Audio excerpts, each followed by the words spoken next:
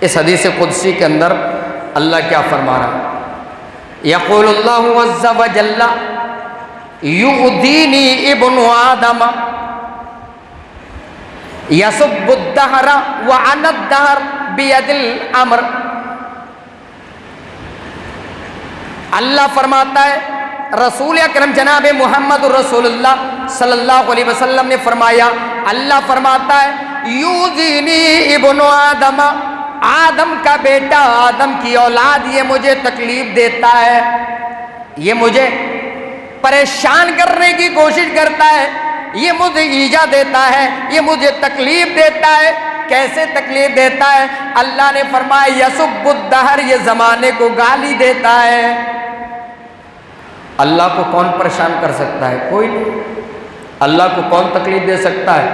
کوئی نہیں۔ لیکن اللہ کو تکلیف دینے کا مطلب ہم اللہ کو گالی دینے لگیں تو ظاہر بات ہے کہ اللہ ناراض ہوگا، اور اللہ جب ناراض ہوگا تو اس کا معاملہ ہمارے اوپر آ کر کے گرے گا، اللہ ناراض ہو جائے گا۔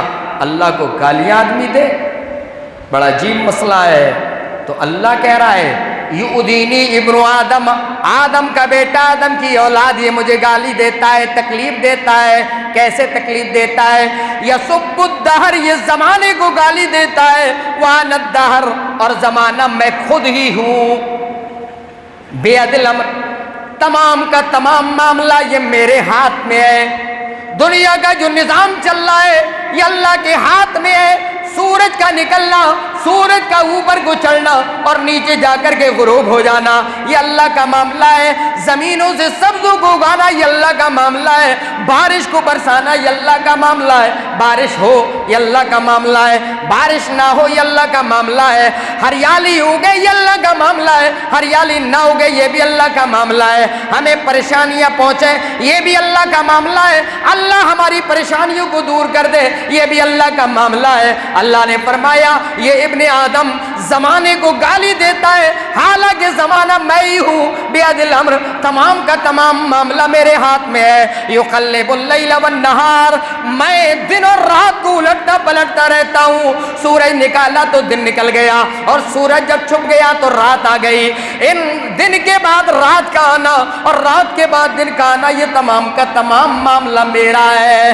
اگر رات میں سویا مجھے کوئی تکلیف نہیں ہے، مجھے کوئی پریشانی نہیں ہے، میں صبح کو اٹھا مجھے فیور تھا، میرے سر میں درد ہو رہا ہے، مجھے تکلیف ہے، میرے بھائیو یہ اللہ رب العالمین نے ہمیں آزمانے کے لیے دے دیا۔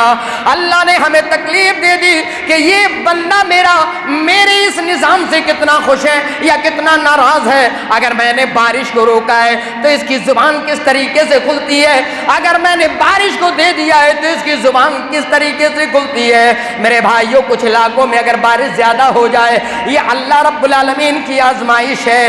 اگر ہمیں بارش کی ضرورت ہے لیکن بارش کو روک دیا جائے یہ بھی اللہ رب العالمین کا نظام ہے۔ ہم یہاں اعتراض نہیں کر سکتے ہیں، ہم یہ نہیں کہہ سکتے کہ یہ ہوائیں اتنی تیز چل رہی ہیں، کیا ضرورت تھی اتنی تیز ہواؤں کے چلنے کی، یہ بارش نہیں ہو رہی ہے، کیا ہو گیا اس بارش کو، یہ بارش کیوں نہیں ہو رہی ہے؟ میرے بھائیوں بارش کا ہونا، بارش کا نہ ہونا، بیماریوں کا آنا، بیماریوں کا جانا، کسی کا مرنا، کسی کا جینا، کسی کی اولاد، کسی کا بے اولاد ہونا، اور کسی کے لڑکے اور کسی کے لڑکیاں ہونا، کسی کے دونوں ہونا، یہ تمام کا تمام معاملہ اسی نظام دہر سے جڑا ہوا ہے، اسی زمانے سے جڑا ہوا ہے۔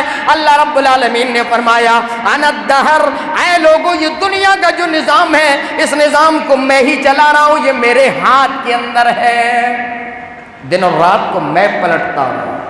تو اگر کوئی یہ کہتا ہے کہ کتنی تیز دھوپ ہے، بالکل اس دھوپ نے تو مجھے پریشان کر دیا، تو اس کا مطلب یہ ہے کہ آپ دھوپ کو نہیں کہہ رہے ہیں، اللہ کو کہہ رہے ہیں، اس لیے کہ دھوپ کا نکالنے والا تو اللہ ہے، اس کے اندر تمازت دینے والا تو اللہ ہے، اس کے اندر گرمی دینے والا تو اللہ ہے۔ اگر ہم گالیاں دیتے ہیں ہواؤں کو، اگر ہم گالیاں دیتے ہیں آندھیوں کو، اگر ہم گالیاں دیتے ہیں موسم کو، تو اللہ کہہ رہا ہے کہ ابن آدم مجھے گالی دے رہا ہے۔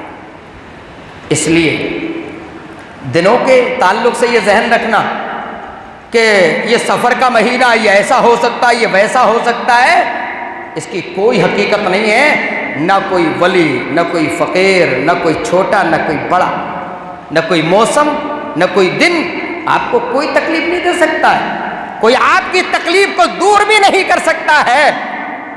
صرف ان تمام چیزوں کا مالک اگر کوئی ہے تو وہ صرف اللہ ہے۔ اللہ کے قبضہ قدرت کے اندر یہ نظام ہے، یہ سب سسٹم اللہ کے پاس ہے۔ یہ ایسا ذہن رکھنا کہ یہ مہینہ خراب ہے، یہ تمام چیزیں غلط ہیں۔